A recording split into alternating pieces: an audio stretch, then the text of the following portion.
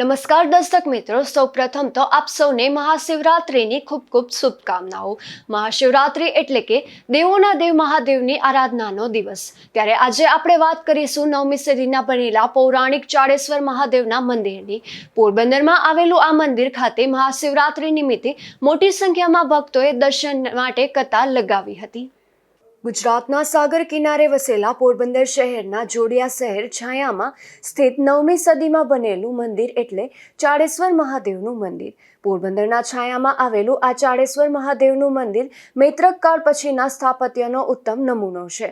સાદી રચના અને તેના વક્રીય શિખરને લીધે ગુજરાતના મંદિર સ્થાપત્યના વિકાસમાં તેનું સ્થાન છે। તેવું આ ગુજરાત પુરાતત્વ વિભાગ હસ્તકનું ચાળેશ્વર મંદિર એક જમાનામાં ભક્તોની શ્રદ્ધાનું કેન્દ્ર સમૂહ હતું। આ મંદિરના ગર્ભગૃહમાં બારશાખ પર લગાવેલા અલંકાર અને ખૂણા ઉપર લાગેલ કીચક સ્તંભના વ્યલમુખ આ મંદિરની શોભાનો વધારો કરે છે, તેવું આ મંદિરના 5 પેઢીથી સેવા કરતા પૂજારી પરિવારે જણાવ્યું છે। મારું નામ જયરામગીરી ગોસ્વામી, ચાળેશ્વર મંદિરના પૂજારી। આજથી વર્ષો પહેલા અમારા વડવાના વારસાગતમાં અમને આ મંદિરની પૂજા કરવાનો, વહીવટ કરવાનો અધિકાર મળેલ છે અને બહુ જૂનું પુરાણું મંદિર છે। આજે મહાશિવરાત્રિ નિમિત્તે ત્યાં રાજાશાહીના વખતથી આ મેળાનું આયોજન થાય છે અને હજારોની સંખ્યામાં માણસો આવે છે।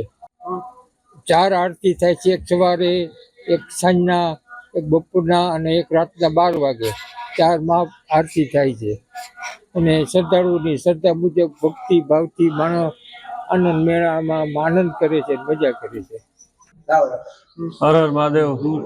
આજે શિવરાત્રિના પાવન દિવસે અહીંયા હજારો ભક્તોની ભીડ છે। આ મંદિર પોરબંદર વિસ્તારમાં લગભગ 1100 વર્ષ જૂનું મંદિર છે અને અહીંયા દર વર્ષની જેમ આજે પણ હરિભક્તો ભારી ભીડમાં ઉમટ્યા છે અને બધા જ પોરબંદર વાસીઓ અને આસપાસના લોકો આનો વધારેમાં વધારે દર્શનનો લાભો લે, પ્રસાદી લે અને શિવમય બને એવી શુભેચ્છા। હર હર મહાદેવ। પોરબંદરના આ પૌરાણિક ચાળેશ્વર મહાદેવ મંદિર પરિસરમાં એક ચાળેશ્વરી વાવ આવેલી છે અને ત્યાં જ હનુમાનજીના માતા અંજની માતાનું મંદિર પણ આવેલું છે। સમગ્ર ગુજરાતમાં હનુમાનજીની માતા અંજની માતાનું મંદિર એકમાત્ર અહીં જ આવેલું હોય આ મંદિર પર ચાળેશ્વર મહાદેવ મંદિરે આવતા ભક્તોમાં અનોખા આકર્ષણનું કેન્દ્ર છે।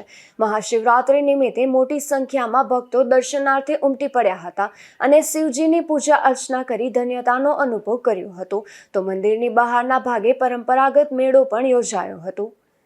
નિપુલ પોપટ સાથે અશોક થાનકી, ગુજરાત ન્યૂઝ, પોરબંદર।